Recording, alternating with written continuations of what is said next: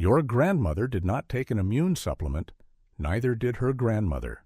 What they did do, without knowing the words sulforaphane, apigenin, or inulin, was eat what was in season in spring. Researchers spent decades studying those compounds, and the foods containing them haven't changed. Today, I'll show you 10 spring foods that research suggests can genuinely support your immune system, and exactly why each one works. Stay for number 1, and there's a bonus tip at the end that ties all of them together. If this is the kind of content you're looking for, subscribe. There's more coming. Number 10. Leeks. Leeks are one of the first allium vegetables ready in late winter and early spring, and they quietly do two things at once. They contain inulin, a prebiotic fiber that feeds the beneficial bacteria in your gut, where roughly 70 to 80% of your immune cells actually live. Plus quercetin, an anti-inflammatory compound found in several published studies to help calm overactive immune responses. Gentle heat preserves the most. A slow sauté in a little oil keeps both the inulin and quercetin largely intact. Boiling leaches the water-soluble compounds directly into the water, and most of that water gets poured down the sink.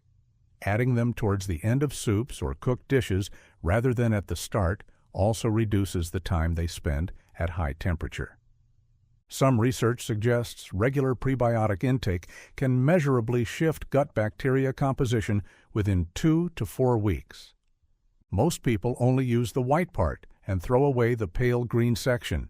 That upper section is perfectly edible, slightly milder, and carries the same nutritional profile. So use it. Good nutrition doesn't have to start with an expensive product. Sometimes it starts with using more of what you already have. Number 9. Green peas. Fresh garden peas are a May and June crop, and they are one of the few spring vegetables that also deliver meaningful plant protein.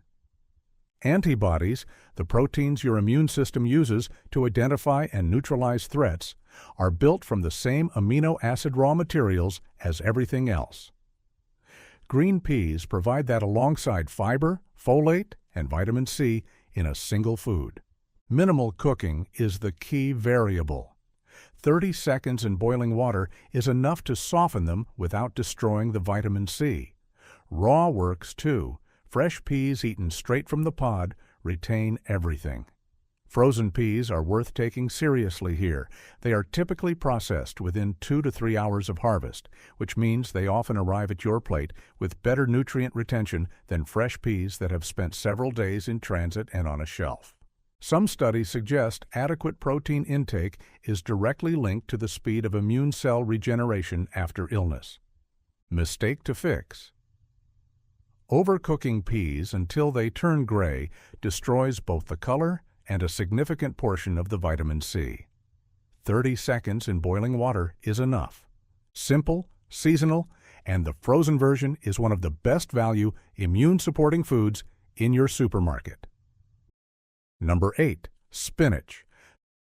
It peaks in March through May, and it delivers a combination that no single supplement has cleanly replicated. It contains iron, one of the most commonly deficient nutrients and a direct factor in immune cell production, alongside vitamin C in the same leaf, which significantly improves iron absorption.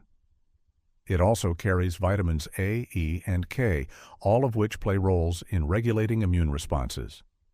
Both raw and lightly cooked spinach are useful for different reasons. Raw spinach preserves the most vitamin C. Lightly cooking it, wilting rather than boiling, actually increases the bioavailability of beta-carotene, which is fat-soluble and becomes easier to absorb once the cell walls break down with heat. A small amount of oil alongside cooked spinach aids that absorption further. Adding lemon juice to raw spinach does something specific. The vitamin C it enhances iron absorption from the same leaves. Research suggests that vitamin A deficiency is one of the most direct dietary causes of impaired immune barrier function. The mucous membranes in the nose, mouth, and gut that act as the body's first line of defense. Mistake to fix. Eating spinach with dairy or calcium-rich foods at the same meal can reduce iron absorption. Save the cheese for a different dish. One of the most useful and accessible spring greens, and the iron it provides is free. Number 7. Spring onions. These are available from February and are one of the easiest alliums to use raw, which matters more than most people realize. They share garlic's core chemistry, allicin, the antimicrobial compound that forms when the cell walls are broken, plus quercetin, plus inulin. 3 active compounds in one small vegetable most people only ever use as a garnish. Raw is where the chemistry is. Allicin forms when the cell walls are broken and begins to degrade quickly with heat. Adding sliced spring onions to a dish after it comes off the heat, rather than cooking them in it, preserves both the allicin and the quercetin. The green tops contain more vitamin C and chlorophyll than the white base, and are often discarded for no good reason. Some studies suggest regular quercetin intake may help reduce the duration of upper respiratory infections, though research is ongoing and results vary by individual. Mistake to fix. Cooking spring onions at high heat for more than a minute or two deactivates allinase, the enzyme responsible for forming allicin. Add them at the end or eat them raw. Number 6. Strawberries. Strawberries arrive in May and are one of the few fruits where the tastiest version and the most nutritious version are the same thing. They contain more vitamin C per gram than oranges.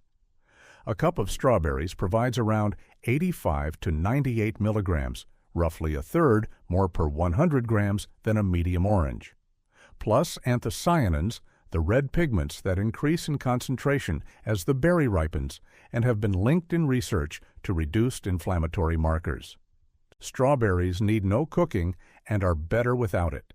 Vitamin C is heat-sensitive and degrades quickly once the fruit is cut, so washing and decapping them just before eating rather than hours ahead preserves the most. Fresh or briefly frozen are both fine. Canned strawberries have been heat processed and typically retain around half the vitamin C of fresh. Some studies suggest regular anthocyanin intake from berries may support reduction in systemic inflammation over weeks of consistent consumption. Mistake to fix. Buying pale, underripe strawberries because they're out of season or cheaper, the anthocyanin content in an underripe strawberry is a fraction of a fully ripe one. Wait for the season. Number 5. Radishes.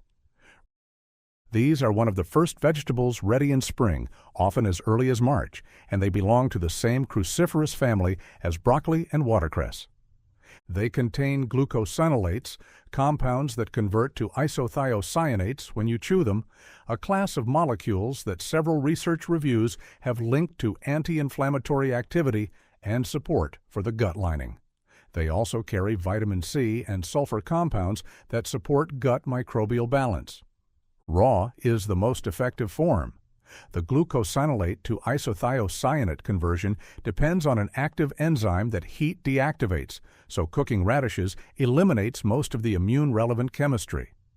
Eaten raw and sliced, they retain the full compound profile. There is also a specific pairing worth knowing. Daikon radish eaten alongside broccoli sprouts can roughly double the sulforaphane yield from the sprouts, because daikon carries an abundance of the same enzyme, myrosinase, that triggers the conversion in both plants. Research suggests cruciferous vegetables eaten regularly, 3 to 5 times a week, are associated with lower markers of chronic inflammation in several observational studies.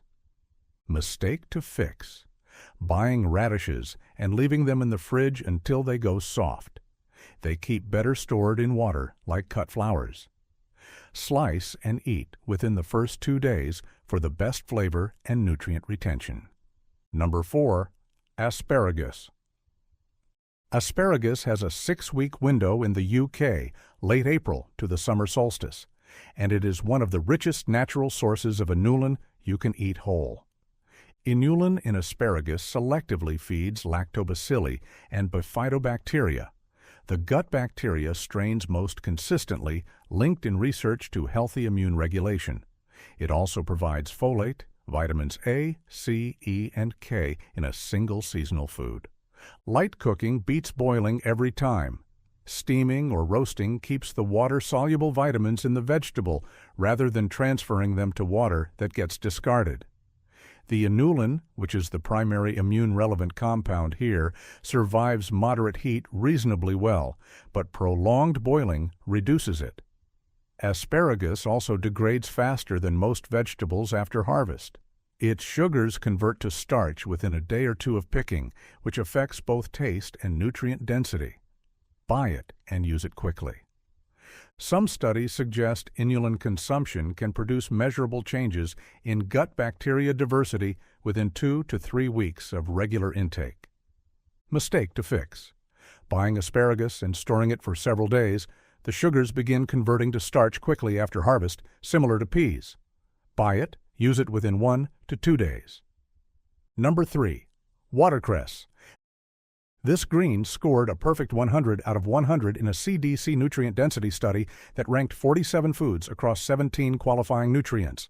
It is the only food to have done so. 1 cup provides more than a full day's vitamin K, meaningful amounts of vitamins C and A, plus glucosinolates that convert to isothiocyanates, the same anti-inflammatory compounds found in broccoli, when you chew it. All of this at approximately 4 calories per cup. Raw is the only way that keeps the full compound profile intact.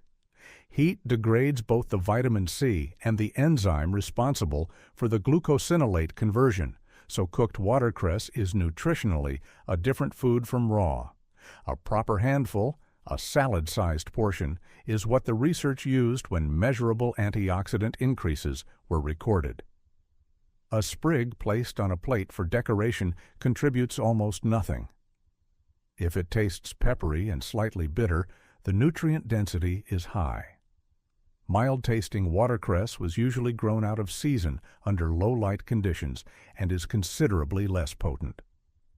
A study published in the American Journal of Clinical Nutrition found that eating 85 grams of raw watercress daily for 8 weeks produced measurable increases in blood antioxidant levels in participants. Mistake to fix. Using watercress only as a garnish or in small decorative quantities. To cross meaningful nutrient thresholds, you need a proper handful. Think salad portion, not a sprig. Safety note. If you take blood-thinning medication such as warfarin, speak to your doctor before significantly increasing your vitamin K intake. Number 2. Parsley. Parsley is almost certainly the most nutritious food on the average plate that most people scrape straight into the bin. 2 tablespoons of fresh flat-leaf parsley contain more than 100% of the daily value for vitamin K, more vitamin C per gram than an orange, over 100% of the daily value for vitamin A, and a flavonoid called apigenin, which has over 600 published studies indexed against it and has been shown in randomized human trials to measurably increase antioxidant enzyme activity in the blood within 2 weeks of regular consumption. Fresh parsley added at the end of cooking, rather than during, preserves the most vitamin C and apigenin, both of which are heat-sensitive. 2 tablespoons over a finished dish crosses the threshold for vitamins A, C, and K without requiring any change in how you cook. Dried parsley is a different case. Drying concentrates apigenin significantly, making the jar in most people's spice cupboard a more potent source per gram than fresh. The caveat is age. Dried herbs lose potency after roughly a year. Flat-leaf parsley outperforms curly in both flavor and active compound concentration. One human bioavailability study confirmed that apigenin from parsley is absorbed into the bloodstream, reaching peak plasma concentration roughly 7 hours after eating. Mistake to fix: using curly parsley when flat-leaf is available. Flat-leaf parsley has a stronger flavor and a higher concentration of active compounds. The curly variety is mostly used for appearance. Safety note: Parsley in normal culinary amounts is safe for most people. Very large supplemental doses are not recommended during pregnancy. Number 1.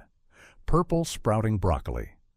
This veg has a 2-month window, February to April, and it contains the most well-researched immune-relevant compound of any vegetable in this list. That compound is sulforaphane.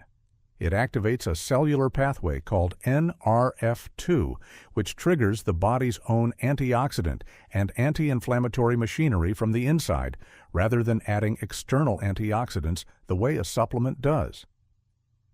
The internal response that sulforaphane unlocks is significantly larger in scale than anything you can deliver in a tablet. Double-blind, placebo-controlled human trials have found measurable effects on immune function and cold symptom duration from broccoli-derived sulforaphane. The foundational research out of Johns Hopkins dates to 1997 and has been consistently replicated for nearly 30 years. Light steaming is the preparation that preserves sulforaphane formation best. The conversion from glucosinolates to sulforaphane requires an active enzyme, myrosinase, which hard boiling deactivates before the reaction can complete. Chewing also matters. The conversion begins with physical breakdown of the cell walls, and thorough chewing increases the yield meaningfully. Broccoli sprouts are worth knowing about here. They contain 10 to 100 times more glucosinolates than mature broccoli, and adding chopped daikon radish to the same bowl can roughly double the sulforaphane output through the same enzyme interaction described in the radishes entry.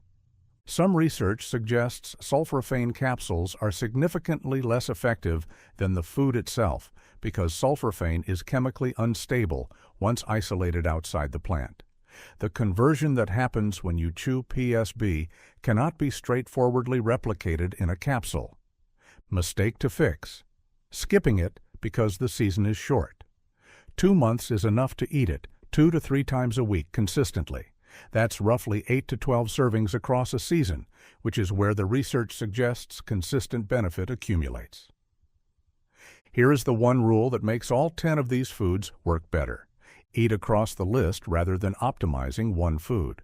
The research on immune function consistently points to variety as the more important variable, not the dose of any single compound, but the breadth of nutrients and prebiotic fibers reaching the gut across a week. Different foods feed different bacterial strains. Different compounds act on different immune pathways.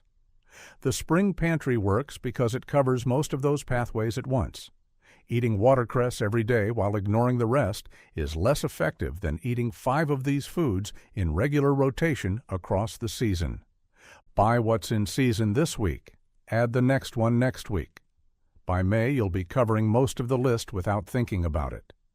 Spring gives you a short window where the most immune-supporting foods of the year are also the freshest and most affordable, and most people miss it.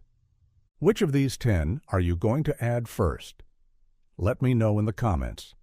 And if you found this useful, subscribe so you catch the next one.